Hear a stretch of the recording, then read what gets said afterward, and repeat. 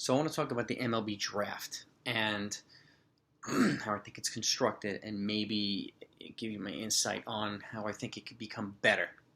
And I think it's important right now because here's some stats, okay? First of all, one out of every 200 high school seniors gets drafted to the MLB. And I just said drafted. I don't say makes it to the major league. The numbers it's way bigger at the range. So, and first round picks, about 60% of first round picks, and these are stats by NCAA. 60% of first round picks eventually make it to the major leagues, and then the second round, it's about 45% eventually make it to the major leagues. And then after the second round, it drops until the single digits. And as we know, there's a lot of rounds of baseball because a lot of farm teams, levels of minor leagues and so on, unlike the NFL, unlike the NBA and so on. And so there's obviously the draft's going to be much deeper. But that drop-off is huge. I mean, the talent level up here, in terms of being major league ready or close to major league ready immediately upon drafting, is so much, in the higher in the first two rounds, and then the lack of depth beyond it is astounding. So to me, and it means, to me, it means high school players should be, play a couple years in college to get more development seasoning before getting drafted. But I get people get drafted because of upside and talent levels, and obviously with the exception of people like A-Rod and Vladgura, like guys like that who are pretty much major league ready right out of high school.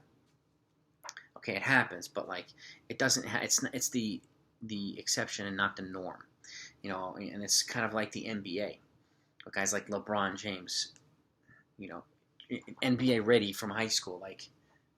Obvious, like, but the tool development is different here in baseball, and it's pretty evident. So this is where I think it's a good idea for MLB to kind of emulate certain leagues, and I use the NBA and the NFL particularly because the NFL obviously isn't drafting people unless they're in college already. They're not drafting high school players, okay?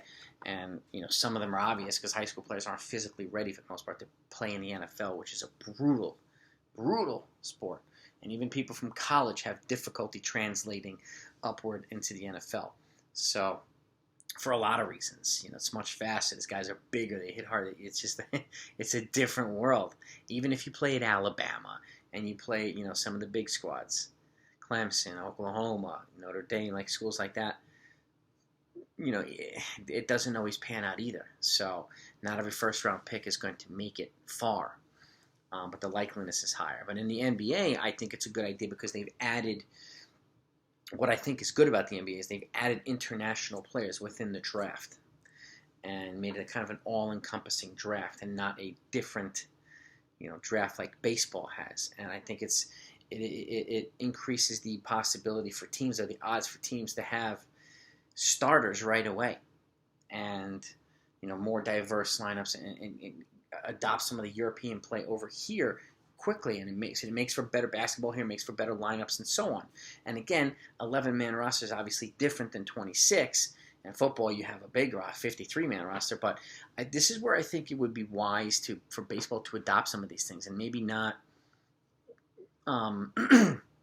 maybe implement international prospects within the MLB draft every year, because I think it would add a whole nother level of quality, and the drop-off from first, second round to below would not be as precipitous.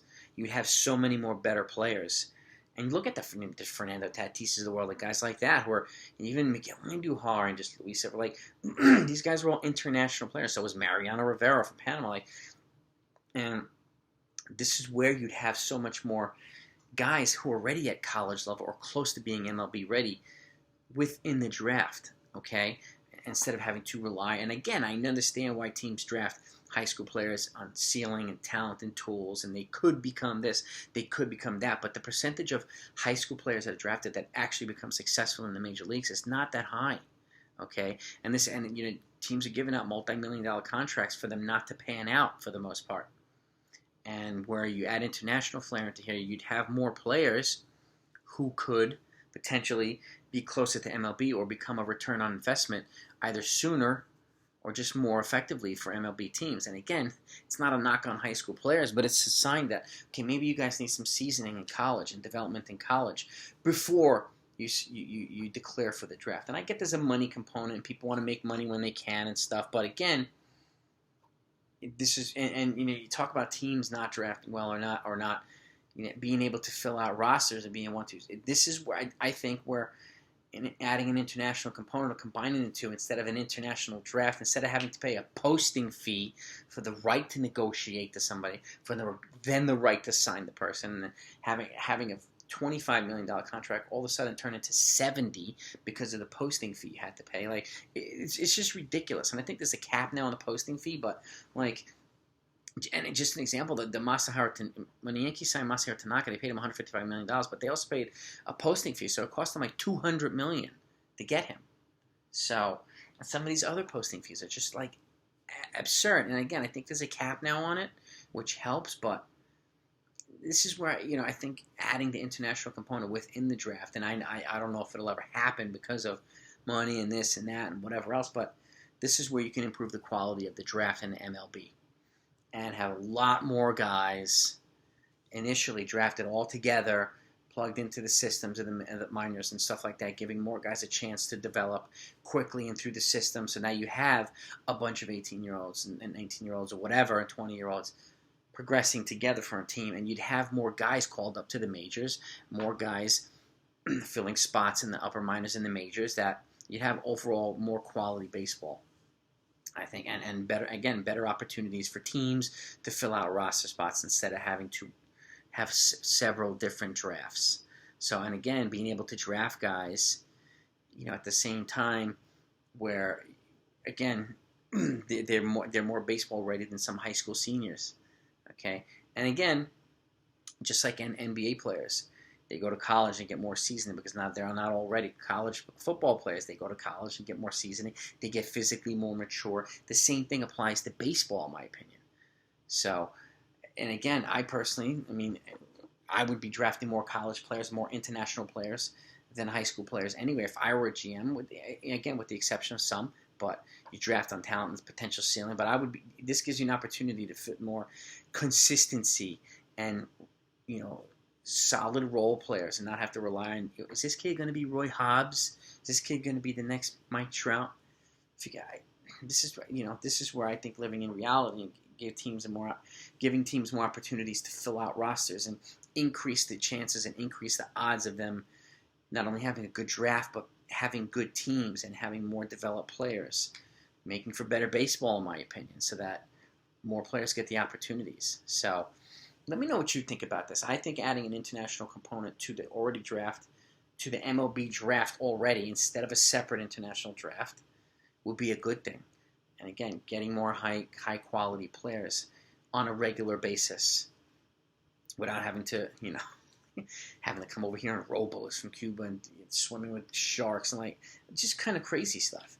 And paying a posting fee to then sign a guy. It's just instead of having to wait 3 or 4 more years until the guy's 25, we can maybe figure out a way to get him at 21. I'm sure this thing's going to need to be negotiated, but I think an international draft combined with the collegiate draft, an amateur draft, high school, whatever, would be a hell of a much better draft than just high school and college players.